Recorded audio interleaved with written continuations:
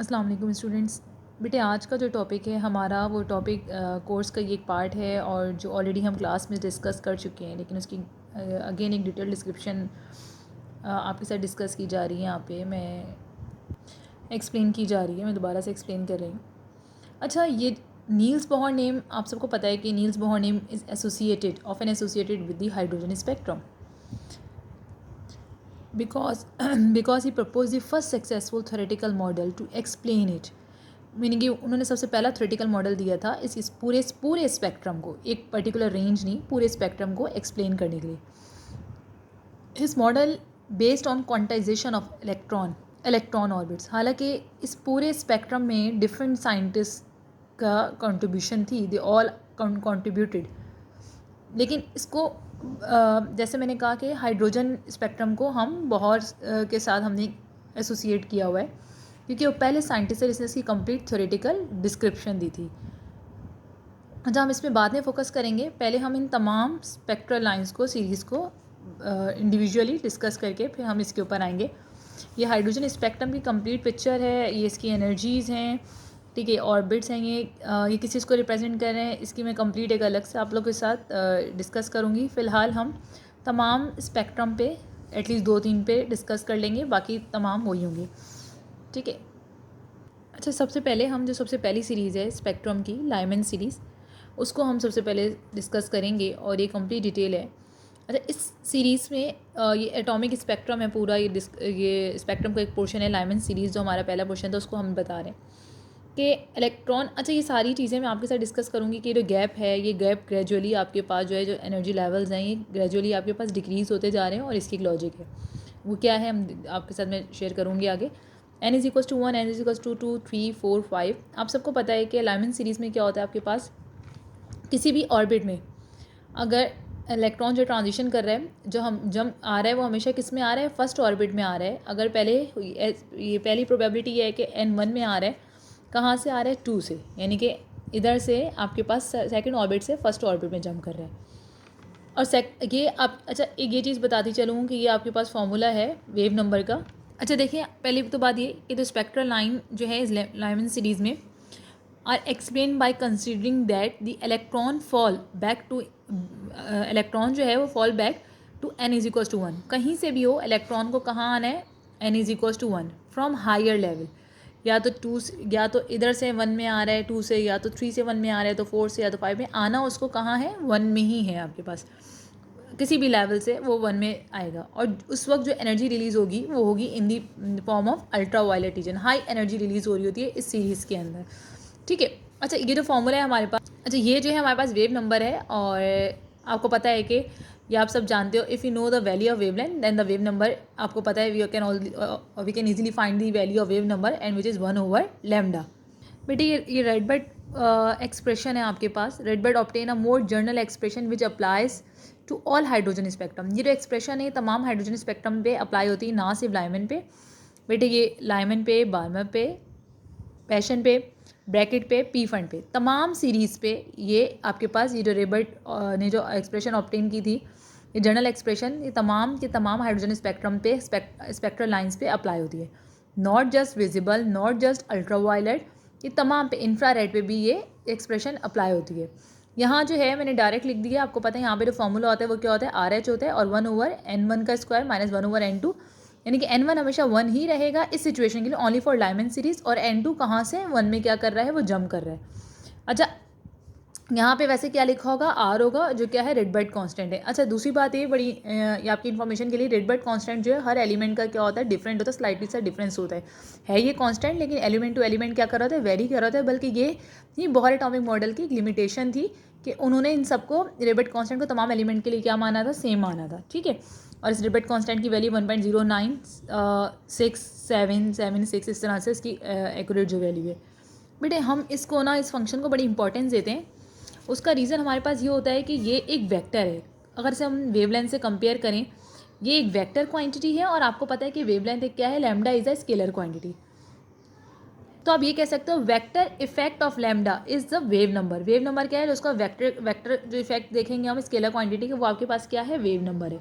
सही, जो basic term हम क्लियर करें तमाम सीरीज़ के अंदर, फिर यही मजीद आगे फॉर्मूला लगेगा। और फिर इसी की मदद से आप आगे मोमेंटम भी क्या कर सकते हैं, कैलकुलेट कर सकते हैं।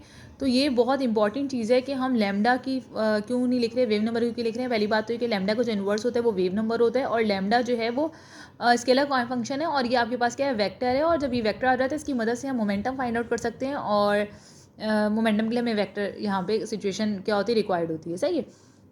अच्छा, ये कंप्लीट डिटेल मौजूद है। फर्स्ट लाइन क्या होती है कि आपके पास आप जंप कहाँ कर रहे हैं, जैसे मैंने आपसे कहा कि कहीं से भी किसी भी एनर्जी से फॉल डाउन आ रहा है, इलेक्ट्रॉन जंप कर रहा है, वो फर्स्ट ऑर्बिट में ही करेगा।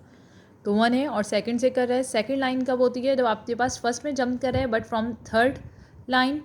थर्ड लाइन क्या होती है, फर्स्ट में जंप कर रहा है बट फ्रॉम फोर्थ लाइन। इसी तरह से आगे कंटिन्यूटी में चलेगा। और लास्ट होती है लिमिटिंग लाइन।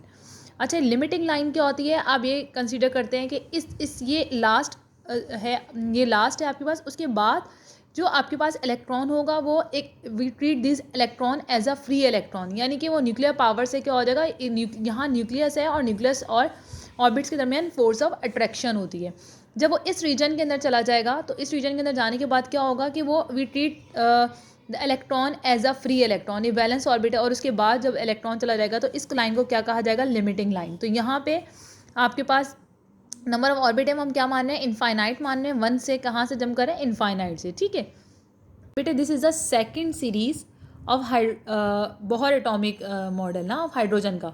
जो बोहर एटॉमिक मॉडल था उसकी सेकंड सीरीज है आपके पास। पहले थी हमारे पास लाइमन, दूसरी है सेकंड वन है हमारे पास बामर।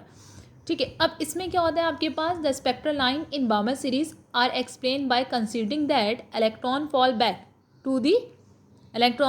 To the second orbit from the higher level, n is equal to 2। इसमें कहाँ से कहाँ जंप करेगा, n इज इक्वल, यानी कि किसी भी ऑर्बिट से, हायर ऑर्बिट से सेकेंड ऑर्बिट में जंप करेगा, यानी कि n इज इक्वल टू 2 में आएगा from any orbit, from 3, like in previous case हमने जो पढ़ा था, लाइमन ने पढ़ा था, उसमें 1 में कर रहा है किसी भी हायर ऑर्बिट से, 2 से भी कर रहा था, 3 से। इसी तरह इसमें 1 2 ये करेगा, 2 से 3 से कर रहा है, 4 से कर रहा है, 5 से, 6 से, किसी से भी हायर ऑर्बिट से 2 में क्या कर रहा है, जंप कर रहा है। अच्छा, फर्स्ट लाइन इसकी क्या है, इसकी सबसे लाइन होगी, यानी कि जहाँ पर उससे आप कह लो कि फॉल बैक करना है, यानी कि नीचे आना है जहाँ पर से, तो वो कौन सी है आपके पास, 2 है। अब पहले की सिचुएशन क्या है, 3 से भी 2 में आ सकती है, वही कांस्टेंट रखा, 3 से 2 में रखा, फिर हमारा 4 से 2 में आ सकती है, फिर हमारे पास थर्ड लाइन में क्या होगा, 5 से 2 में आ रही है। अच्छा, एक बात और आपकी इन्फॉर्मेशन के लिए, और आपको बताया भी गया है, जैसे कि अगर सेकंड से फर्स्ट में आ रही है तो अल्फ़ा कहेंगे, थर्ड से सेकंड में आ रही है तो अल्फ़ा कहेंगे, और फोर्थ से आपके पास सेकंड में आ रही है तो बीटा है, फिफ्थ से सेकंड में आ रही है तो हम इसे गैमा से क्या करते हैं, डिफाइन करते हैं। फिर इसी तरह लिमिटिंग लाइन कौन सी लाइन है, मैंने जैसे पहले आपको बताया कि ये लास्ट में आपके पास, यहाँ पे हम कहते हैं जब इलेक्ट्रॉन चला जाता है, we treat this electron as a free electron. क्या ट्रीट किया जाएगा, इसको हम as a free electron treat करेंगे। ठीक है, Paschen series actually the third series of Bohr atomic model.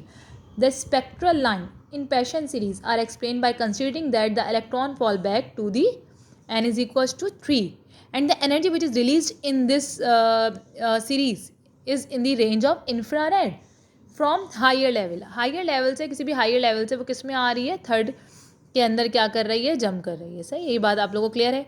अब first line n1 is equals to 3 और n2 इज इक्वल्स टू 4, हमने वही रखा। अब n1 हमेशा क्या रहेगा, सेम रहेगा। जैसे लाइमन के लिए n1 1 था, बामर के लिए n1 2 था, ऐसा पैशन के लिए n1 क्या है, 3 है। And from any higher energy level electron always fall back to into the n is equal to 3 state. ठीक है, और जो अपने अंदर से एनर्जी रिलीज कर रहा है वो ग्रेजुअली, जो आप नोटिस कर रहे हो, जो एनर्जी की रेंज है वो क्या होती जा रही है, डिक्रीज होती जा रही है। इसका मतलब ये है कि जो सबसे ज़्यादा एनर्जी जो रिलीज हो रही है वो इन दी रेंज ऑफ लाइमन सीरीज हो रही है, जैसे कि एक्स रेस के अंदर आपके पास हो रही होती है।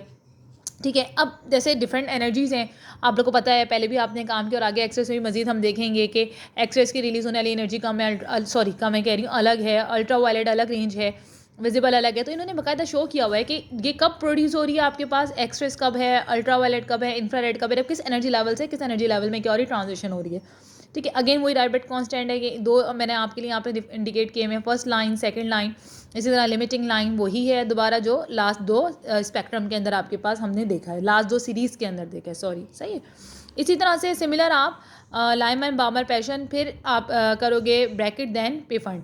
ब्रैकेट एंड पेफंड में जो होता है वो भी दोनों जो एनर्जी रिलीज हो रही होती है इन दी रेंज ऑफ इंफ्रारेड होती है। बस डिफरेंस क्या है, in the case of bracket आपके पास n1 जो होता है बेटे वो 4 होता है, और N2 फिर वो वन टाइम यू यानी कि with different from different states ना 5 कह लें फिर देन 6 कह लें और वही हम इनफाइनाइट से क्या करते हैं से डिफाइन करते हैं. इसी तरह लाइमन बामर पैशन ब्रैकेट देन पेफंड. अच्छा उस पेफंड में क्या था हमने कहा कि N1 इज इक्वल्स टू 5. इसमें 5 पे ट्रांजिशन हो रही होती है from higher energy levels from higher orbit. इसमें किस में जम कर रहता है 5. इस तरह से हमारे पास 5 का स्पेक्ट्रम है और इसको हम लोग Bohr atomic model Bohr spectrum से कहते हैं. जैसे मैंने आपको पहले इनिशियली बता चुकी हूँ. हालांकि इसमें डिफरेंट साइंटिस्ट की कॉन्ट्रीब्यूशन थी लेकिन वो पहले साइंटिस्ट थे जिन्होंने इसकी डिटेल थ्योरेटिकल क्वांटाइजेशन का कॉन्सेप्ट दिया. सारी एक डिटेल थ्योरी दी इस टॉपिक से रिलेटेड.